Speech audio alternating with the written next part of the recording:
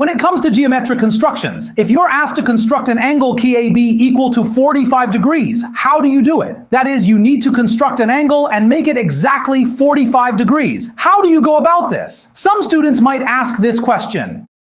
Some students might say, I'll just use a protractor to measure out 45 degrees. See, I measure 45 degrees here, mark it about here, and then connect the points. Isn't that 45 degrees? But others will point out that in geometric constructions, you're only allowed to use a ruler and a compass. This is what we call geometric construction. You're not allowed to use a protractor. Maybe you could ask the exam supervisor if you can get a VIP pass. If you had a VIP pass, maybe they'd let you use a protractor.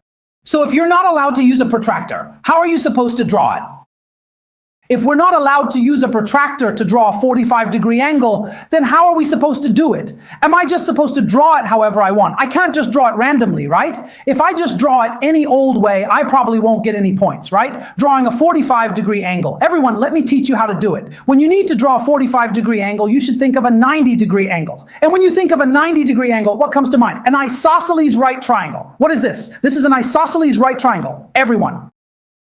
This angle here is 45 degrees. So on this segment AB, you need to draw an isosceles right triangle. Let's say this is 45 degrees, right? Then you need to draw an isosceles right triangle, don't you? So you see, drawing an isosceles right triangle isn't that hard, is it? We just need to find the midpoint. Look, we definitely need to find the midpoint of AB. How do we find the midpoint of AB? To find the midpoint of AB, can't we just use a compass and draw arcs as we like?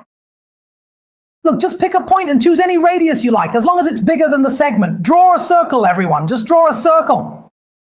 At this point B, just draw a circle with any radius. Draw a circle. After you draw the circles, there will be an intersection point above and one below, right? Everyone, there's a point above and a point below. Now, I'll connect these two intersection points.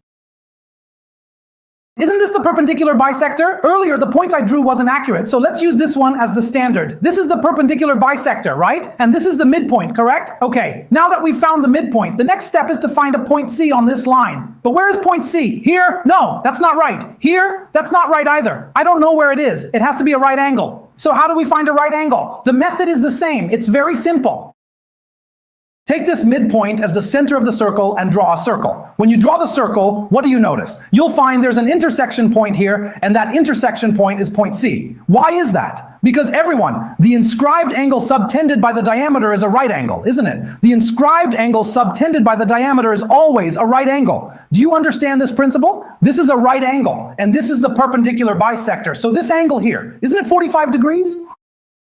Isn't this an isosceles right triangle? Didn't we just construct this 45-degree angle? You can't just draw it by measuring two angles, everyone.